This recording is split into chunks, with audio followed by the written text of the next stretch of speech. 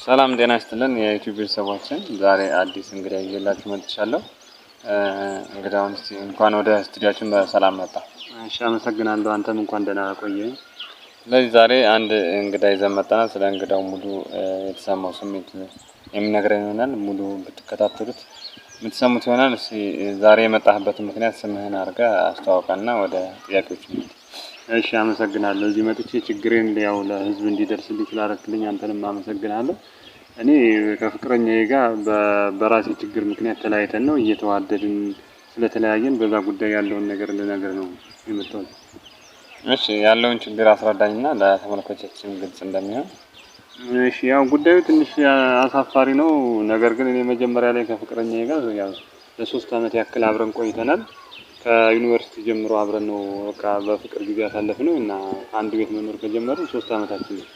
እና በዚህ ሁኔታ ላይ እኔ እንትን ላይ ብዙም ደካማ ነኝ ማለት ነው። ከሷ ጋር በማደርገው ግንኙነት ላይ በቃ አልጋ ላይ ማለት ነው ብዙም አቅም የለኝም እና በዛ ምክንያት አንዳንድ መፍትሄ ለማግኘት ብዬ የባህል መድኃኒት ተጠቅሜ ነበር ማለት ነው። ባህል መድኃኒት ወስደህ ጥሩ ያደርግልሃል፣ ከሚስት ጋር ያለውን ግንኙነት ቆንጆ እንዲያደርግልህ ይህንን ተጠቀም ተብዬ በሰው ተመርቼ ወደ ክፍለ ሀገር አካባቢ ሄጄ መድኃኒት እጽዋት ወስጄ ነበር። ከዛም በኋላ ግን እኔ ያሰብኩት ሳይሆን ካሰብኩት በቃ ተቃራኒ ሆኖ የባሱኑ በቃ ምንም በቃ እንደ እንጨት ሆኖ ስለቀረብኝ በዛ የተነሳ በቃ ምንም ነገር ማድረግ እሷ በቃ እንትን ትላለች፣ ግን እኔ የፈለኩት ነገር ባገባ ከተፈጥሮ ውጭ ነገር ሆነብኝ።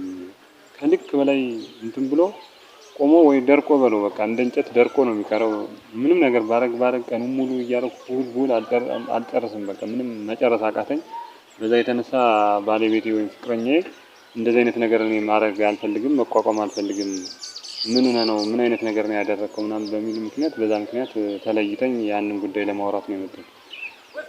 ኦኬ፣ እሱንስ ለማስተካከል መፍትሄ አልሞከርኩም?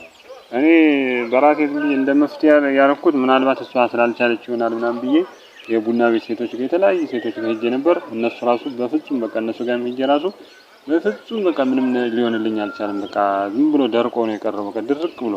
አሁን ራሱ ውጪ ሲወጣ ራሱ ልብሴን ሰፋፊ ልብስ ካላደረኩኝ በስተቀር ምንም መፍትሄ ላገኝ አልቻልኩም። በዚህ ምክንያት በጣም ተቸግሬ ነው ያለሁት። የምወዳትን ፍቅረኛዬንም በዚህ ችግር ምክንያት መፍትሄ ያመጣለሁ ብዬ የባሱኑ በተቃራኒ ሆኖብኝ ላጣት ችያለሁ ማለት ነው። እንደዚህ አይነት ነገር ካለ ሰው የደረሰበት ችግር ካለ መፍትሄ ምናምን እንዲሰጡኝ ነው አንተ ጋር መጥቼ ለህዝብ እንዲዳረስልኝ ነው የመጣሁት።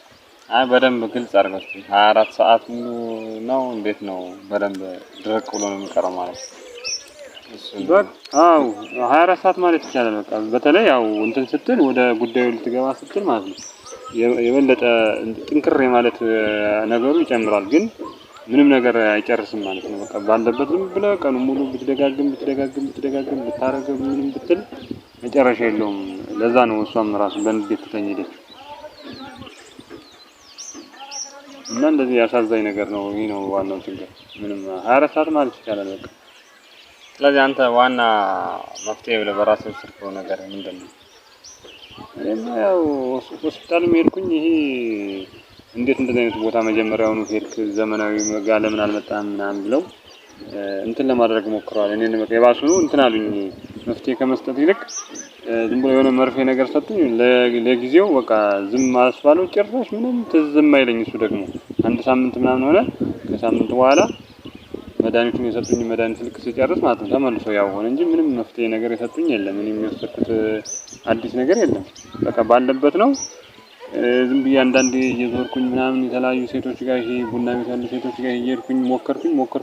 በቃ ምናልባት እዛ ሲሄድ ከተስተካከለ ምናምን ብዬ በጭራሽ ሊስተካከልልኝ አልቻለም። እኔም ያው ስለጨነቀኝ ነው እንጂ እዚህ የመጣሁት ምንም መፍትሄ የለኝም። መድኃኒት የሰጠ ሰውዬ ጋር አናገርከውም? እንዴት ነው?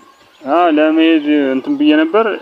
ሂጄ ይተዋሃል ችግር የለውም የሆነ ሰዓት ላይ አንተ ምናልባት አወሳሰዱን እኔ በቀን 2 ያልኩህን አንድ ጊዜ ጨምረህ ወስደህ ሆኖ እንደዚህ አይነት ችግር የገጠመብኝ እንጂ የኔ ችግር አይደለም። ስለዚህ ጊዜ የሚፈታው ነገር ነው ጠብቅ ምናምን ያለኝ። ምን ያህል ስለዚህ ሌላ መፍትሄ የለውም ነው? አሁን ምናልባት ምን ላድርግ ነው ብዬ ነው። አሁን ለምሳሌ በዚህ ምክንያት ስለተለየችኝ አሁን ምን ባደርግ ይሻለኛል? አሁን ምናልባት ይህንን ጉዳይ የሚያውቁ ሰዎች ካሉ መፍትሄው በአንተ በኩል ሰው ጋር እንዲዳረስልኝ ብዬ ነው የመጣሁት እንጂ እኔ በእኔ በኩል ምንም ነገር የለም እና በጣም ችግር ውስጥ ነው ያለሁት። እንደዚህ አይነት ችግር ውስጥ ነው ያለሁት ለማለት ነው የመጣሁት። አሁን አንተ የፈለከው ከባለቤት ጋር መታረቅ ነው ወይስ ምንድነው? አይ በዋና ምክንያት እሷማ እኮ ጠልታኝ ምናምን መስሎ ነው አይደለም እኮ በቃ ስለበዛባት እኮ ነው። በቃ በየቀኑ እንደዚህ መሰልቸት ቆሰለች በቃ። በዚህ ምክንያት ነው የተለያየ ነው እንጂ ጥላቻ ምናምን እኮ አይደለም። ይሄ ቢስተካከል እኮ እሷ ራሱ እኮ ደስ ብሏት ነው የምትመጣው። ግን በዚህ ምክንያት ግን በቃ ሳትወድ በግድ እኔም እሷም እየተዋደድን ተለያየን ማለት ነው። እንገናኛለን እኮ ሻይ ቡና ለማለት ግን ለዚህ ጉዳይ ስለፈራችኝ በቃ እምቢ አለችኝ በቃ።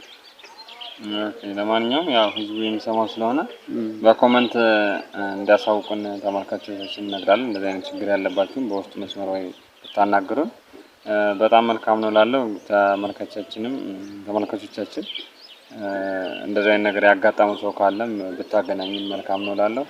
ስለዚህ የእነሱን ምላሽ ሰምቼ ደግሞ የማሳውቅ ይሆናል።